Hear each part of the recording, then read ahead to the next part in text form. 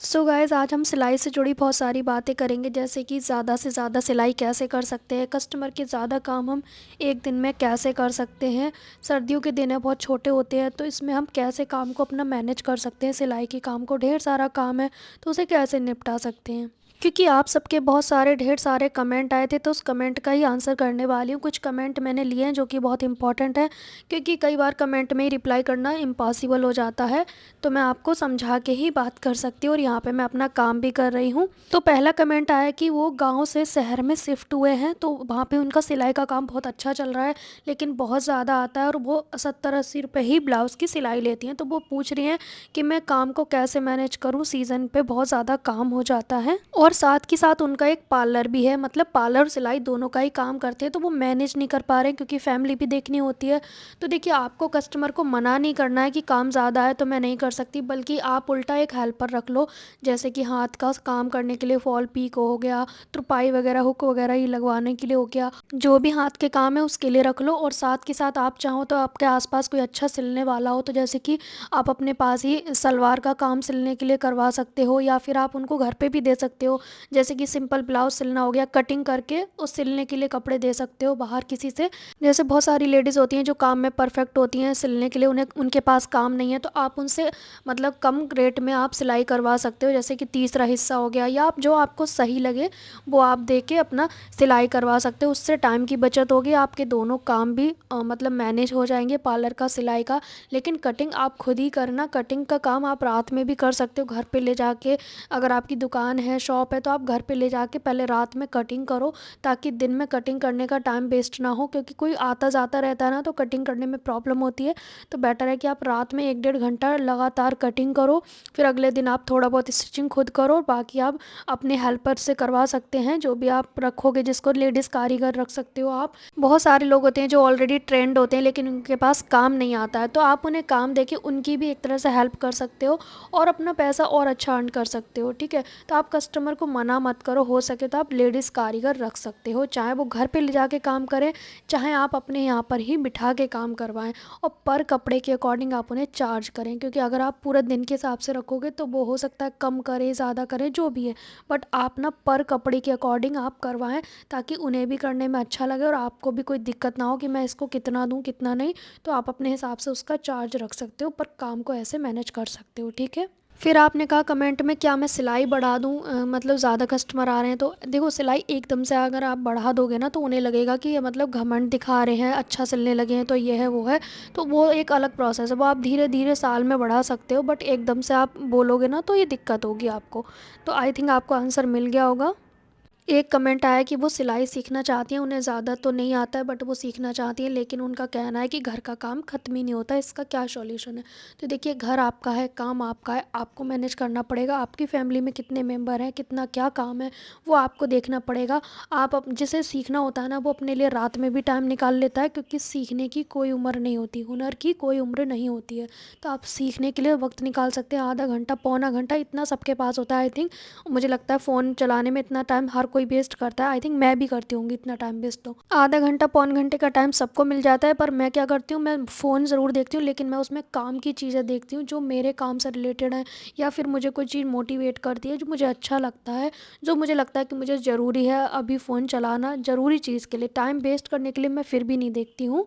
तो आप भी इस तरह से अपना टाइम निकाल सकते हैं। फॉर एग्ज़ाम्पल, आपको ब्लाउज ही सीखना है, तो आप क्या करें कि रात में थोड़ा वीडियो देखें और कटिंग करें वीडियो देख के, फिर उतने पे ही वीडियो को रोक दें, फिर अगले दिन आपको स्टिचिंग करनी है तो स्टिचिंग का वीडियो देखें उतने पे ही जहाँ से आपने छोड़ा था। तो इस तरह से क्या है ना, आप वीडियो देखते देखते सीख जाओगे, और साथ के साथ उसे करना भी है। उतने पे ही वीडियो रोक दो जितने पे आपने काम को रोक दिया, नेक्स्ट डे फिर वहीं से शुरू करो। ठीक है, इस तरह से आप सीख सकते हो, छोटे छोटे स्टेप्स में सीखना होता है, एकदम से तो कुछ भी नहीं होता है। थोड़ा कहते हैं ना, कछुए की चाल चलते रहना चाहिए, मतलब धीरे धीरे चलते रहो, पर निरंतर चलते रहो, रुकना नहीं है। ठीक है, क्योंकि बहता पानी साफ रहता है, रुके हुए पानी में कीड़े पड़ जाते हैं। तो लगातार कंटिन्यू सीखते रहें, सीखने के लिए समय खुद ही निकालना पड़ेगा आपको। फिर एक कमेंट आता है कि रेडी टू वेयर साड़ी का क्या चार्ज लेते हो। तो देखिए, मैं क्या करती हूँ, मैं तो 150 रुपये मेरे लिए इनफ है, लेकिन आपको लग रहा है आपके एरिया में ज़्यादा मिलते हैं तो आप ज़्यादा भी ले सकते हैं, वो आपकी मर्ज़ी, आपकी मेहनत के ऊपर डिपेंड करता है। मुझे तो उतना ही टाइम लगता है जितना कि मैं कोई पैंट या कुछ और चीज़ बनाने में लगाऊंगी सेम उतना ही टाइम लगता है, इवन उससे भी कम लगता है। अगर आपके पास ठीक से मेज़रमेंट है तो बहुत कम टाइम लगता है। और ज़्यादा ही पतली साड़ी है, बहुत दिक्कत करिए संभालने में, तो उसमें थोड़ा ज़्यादा टाइम लगता है, बट चार्ज मैं सेम ही लेती हूँ। फिर एक कमेंट आया कि मैम मेरे मशीन में ना टप्पा दे रही है, सिलाई नहीं आ रही अच्छे से, और मैं गांव में रहती हूँ तो मैं उसे कैसे मैनेज करूँ, कैसे ठीक करूँ, जल्दी से आप मुझे सॉल्यूशन दीजिए। तो देखिए मैं आज आपके लिए वीडियो शूट करूँगी। एक्चुअली मैं भूल जाती हूँ कई बार, बहुत सारे कमेंट आते हैं ना, तो मैं इसके लिए वीडियो शूट करूँगी। मैं अपनी मशीन में समझा दूँगी आपको, आप वैसे वैसे चीज़ें देख लेना कि ये समस्या तो नहीं है आपके मशीन में। मैं कुछ प्रॉब्लम्स बताऊँगी कि ये आप चीज़ें देख लें, तो आप उसे ज़रूर चेक करना, ठीक है। बाकी वैसे सेकंड चैनल पे एक वीडियो मैंने डाला हुआ था, वो भी आप देख सकते हो, पर मैं आपके लिए वीडियो ज़रूर शूट करूँगी, ठीक है। एक कमेंट आया कि मैम मैं नोएडा में रहती हूँ, मेरा बहुत अच्छा काम आता है सिलाई का, लेकिन मेरे हस्बैंड यहाँ पर काम नहीं कर पाते हैं, इसलिए मैं गांव जाना चाहती हूँ, क्या करूँ मैम मैं। तो देखिए आप जहाँ भी रहें खुश रहें पहले तो, और आप वहाँ पे भी काम स्टार्ट कर सकते हैं। देखिए थोड़ा टाइम ज़रूर लगता है नई जगह पे दोबारा से कस्टमर को बनाना, ये सच बात है, पर नामुमकिन कुछ भी नहीं है। आप स्टार्ट करोगे, कम रेट में शुरू करोगे, बस आप कंटिन्यू करोगे, और जहाँ हम रहते हैं वहाँ पे भी गांव हो चाहे शहर, हर जगह काम आने लगता है, बस कंटिन्यू लगे रहें। रेट का अंतर ज़रूर रहता है, वो भी सब ढल जाता है जैसे में हम रहने लगते हैं। फिर गांव में गांव जैसा खर्चे भी कम होते हैं और वहाँ के रेट भी कम होते हैं, तो उसके हिसाब से हमें चलना पड़ता है। लेकिन काम को मत छोड़ना, काम ज़रूर करना। देखिए हस्बैंड जहाँ जाएंगे वहाँ तो हमें रहना ही पड़ता है ना। एक कमेंट आया, उन्होंने लिखा है श्री शिवाय नमस्तुभ्यम दीदी। दीदी मैं सूट स्टिच करती हूँ तो किसी किसी सूट का पल्ला एक तरफ हो जाता है और उस किसी का बिल्कुल ठीक हो जाता है, क्या कपड़े के वजह से होता है या मेरे से ही कोई कमी होती है।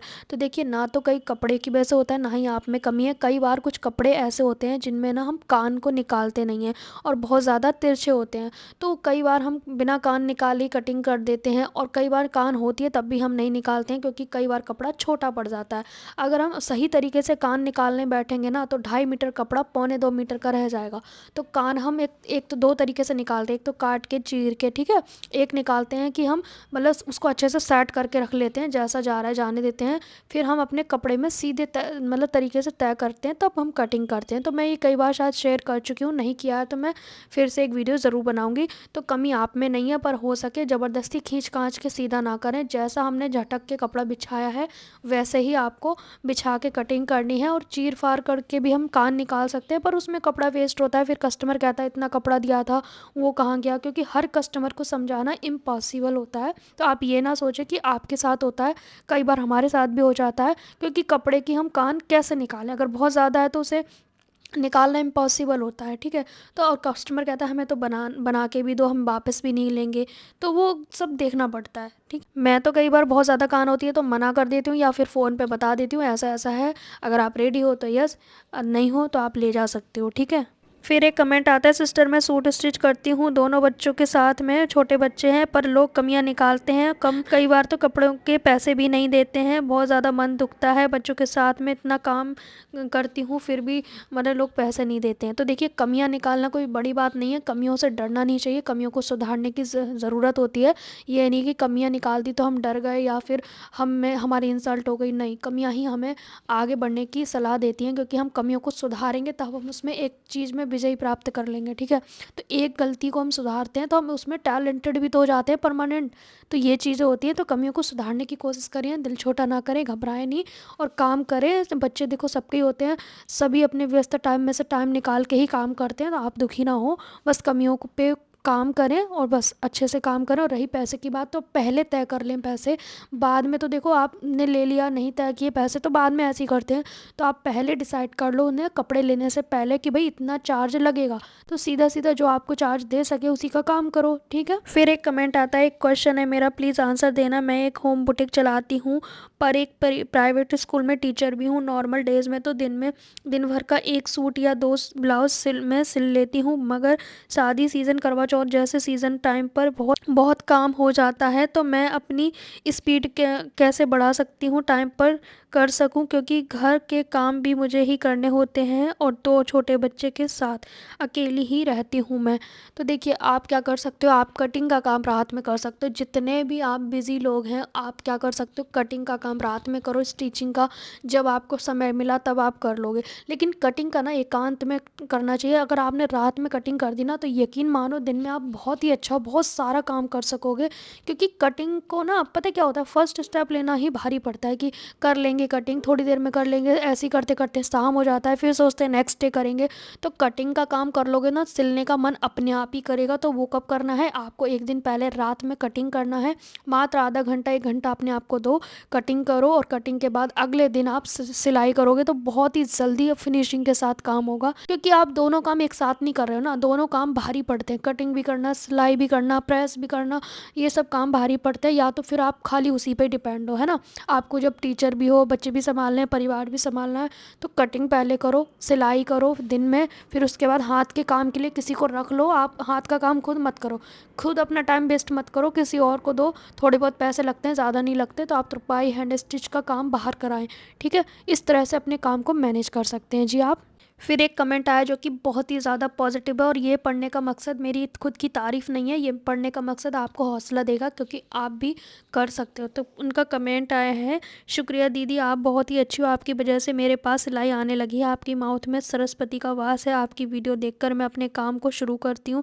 दीदी आपका शुक्रिया, मैं अब बहुत अच्छा काम करने लगी हूँ सिलाई का, और मेरे पास काम आने लगा है जब से आपने कमेंट में कहा था कि आप खूब तरक्की करो, तब से। तो देखिए, ये मैसेज पढ़ने का बस एक ही मकसद है कि आप भी शुरू करें, आप भी फर्स्ट स्टेप लें। इन्होंने जो क्या किया है, खुद ही स्टेप लिया है, मैंने तो बस बोला है। मेरे बोलने से हो सकता है बहुत से लोग नहीं समझेंगे, लेकिन किसी ने समझ लिया, किसी ने ठान लिया, किसी ने मान लिया, और किसी ने जान लिया, तो वो काम कर जाएगा। और काम करने से क्या होगा, हमें अपनी ही खुशी मिलेगी, दूसरा हमें खुशी नहीं, खुद को हम खुद ही खुश कर सकते हैं। कैसे, खुद को बिजी करके, और काम करेंगे तो अर्निंग होगी, अर्निंग से तो हर कोई खुश हो जाता है, और खुद की अर्निंग बहुत ही स्पेशल होती है। ठीक है, तो आप भी स्टेप्स लें। अगर आप अभी तक शुरू नहीं किए हैं तो आप काम करना शुरू कर दें, और बहुत जल्द शुरू कर दें।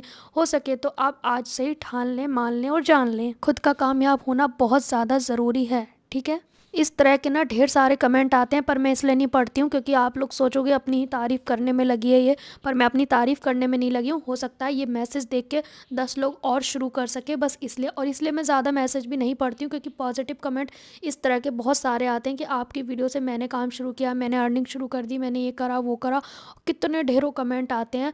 तो और कई बार वो स्क्रॉल भी हो जाते हैं ना, तो वो मुझे नहीं दिख पाते हैं, लेकिन बहुत ही अच्छा लगता है पढ़ के सुन के। तो मैं सोचती हूँ ज़्यादा अगर मैं ये कमेंट आपके सामने पढ़ूंगी तो आपको लगेगा कि भाई अपनी तारीफ़ करिए, बट ऐसा नहीं है बिल्कुल भी।